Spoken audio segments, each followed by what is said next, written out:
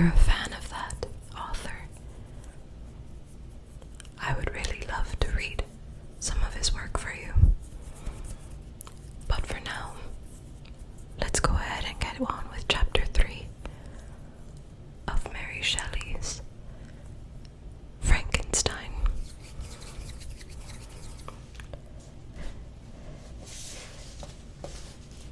I have here my book of penny dreadfuls.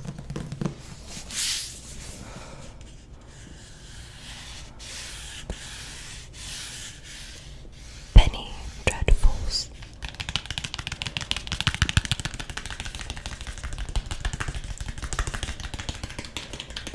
Penny dreadfuls.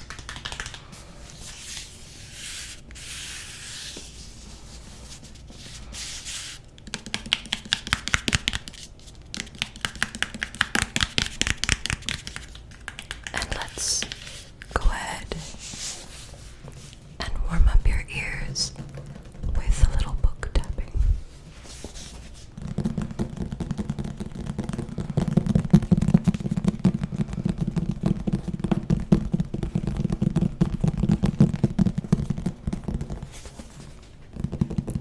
I do love the sound of this book very much.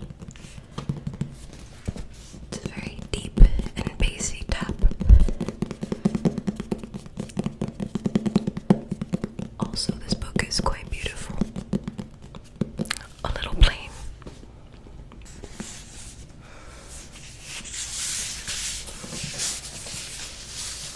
But it makes a lot of really great noises and sounds for ASMR.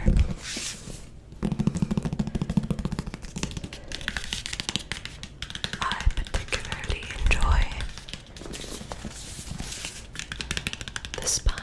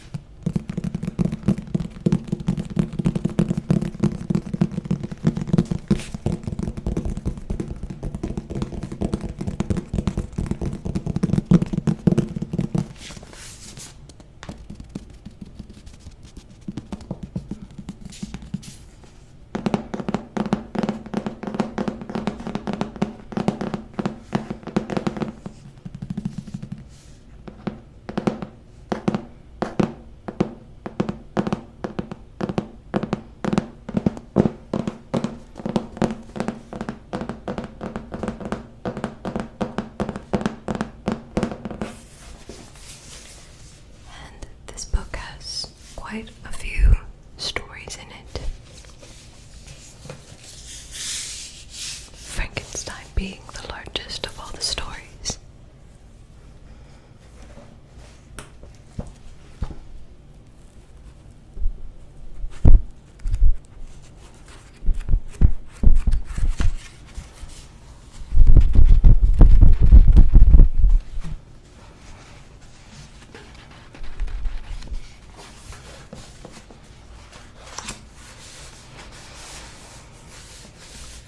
Do you all remember where we left off? Perhaps we will remember together.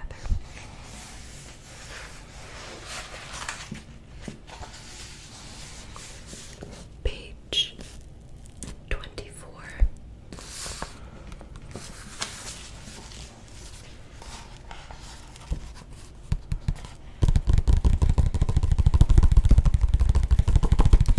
Chapter 3.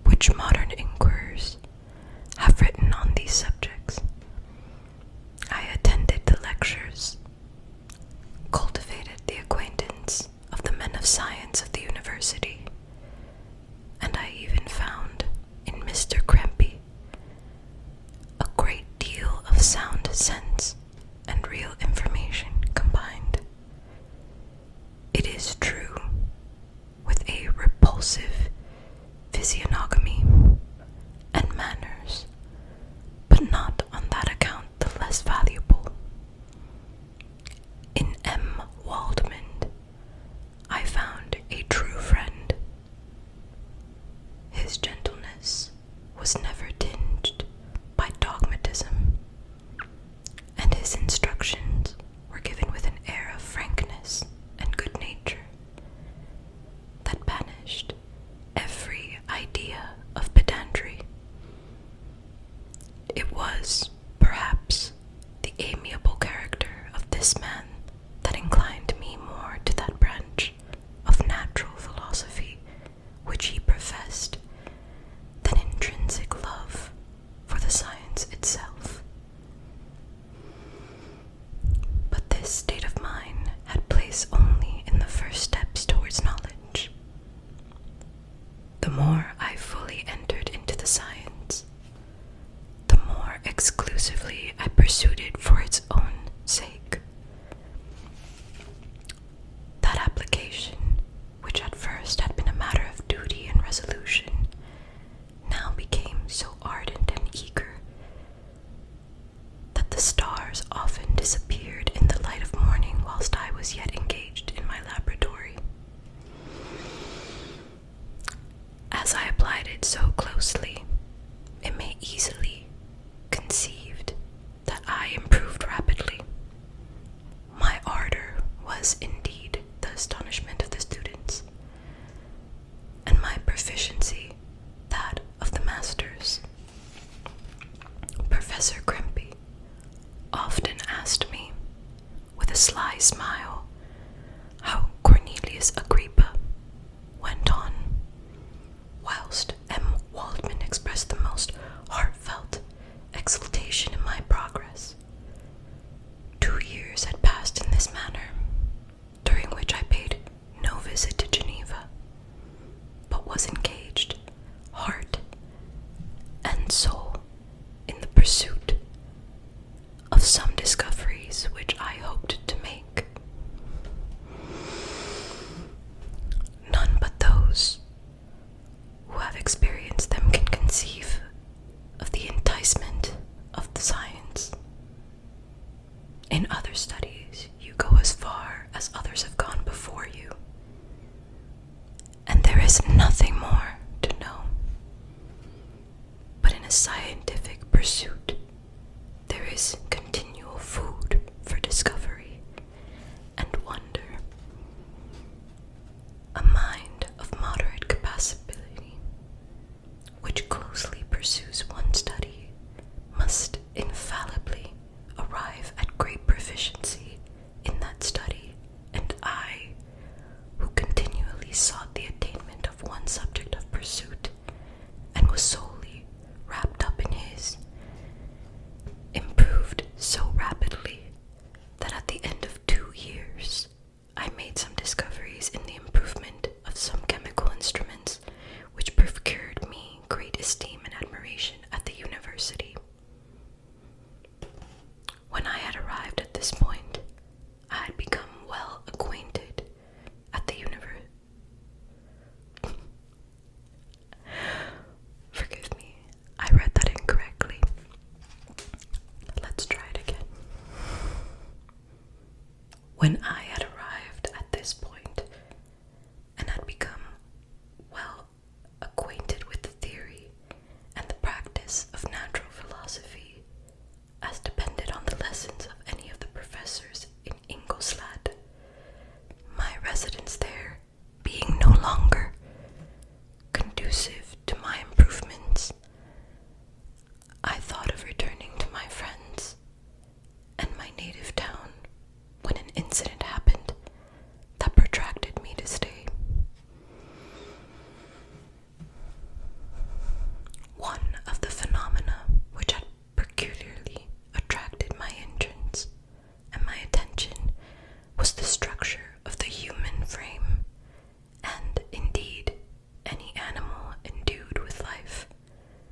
Whence I often asked myself, did the principle of life proceed? It was a bold question,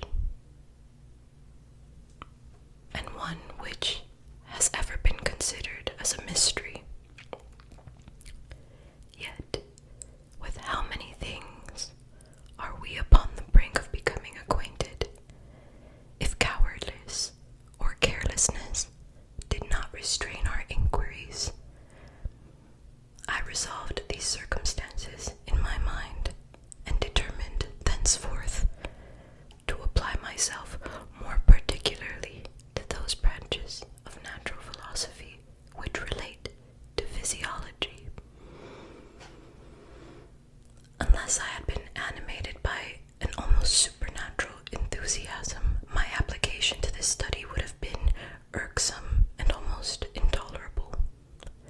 To examine the causes of life, we must first have recourse to death. I became acquainted with the science of anatomy, but this was not sufficient.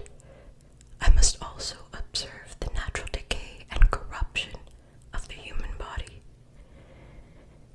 In my education, my father had taken the greatest precautions that my mind should be impressed with no supernatural horrors. I did not ever remember to have trembled at a tale of superstition, or to have feared the apparition of a spirit. Darkness had no effect upon my fancy, and a churchyard was to me merely the receptacle of bodies deprived of life, which, from being the seat of beauty and strength, had become food for the worm. Now, I was led to examine the cause and progress of this decay, and forced to spend days and nights in vaults and carnal houses. My attention was fixed upon every object, the most insupportable to the delicacy of the human feelings. I saw how fine form of man was degraded and wasted. I beheld the corruption of death succeeded to the blooming cheek of life. I saw how the worm inherited the wonders of the eye and brain. I paused, examining and analyzing all the minute of causation, and exemplified in the change from life to death and death to life, until, from the midst of this darkness, a sudden light broke in upon me, a light so brilliant and wondrous, yet so simple, that while I became dizzy with the immensity of the prospect which it illustrated, I was surprised that among so many men of genius who had directed their inquiries towards the same science, that I alone should be reserved to discover so astonishing a secret.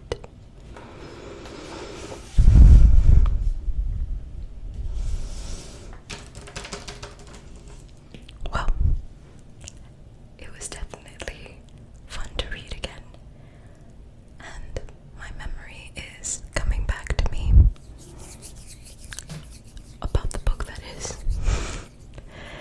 and I hope it has come back for you. I do love the writing of Mary Shelley.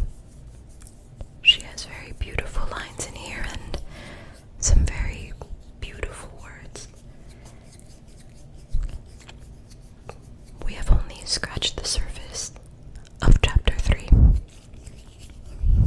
Please let me know in the comments if you enjoyed it, and I do hope you forgive me my little mishaps here and there. Reading is rather difficult, but I really enjoy it, and I've always really enjoyed being read to sleep as a child.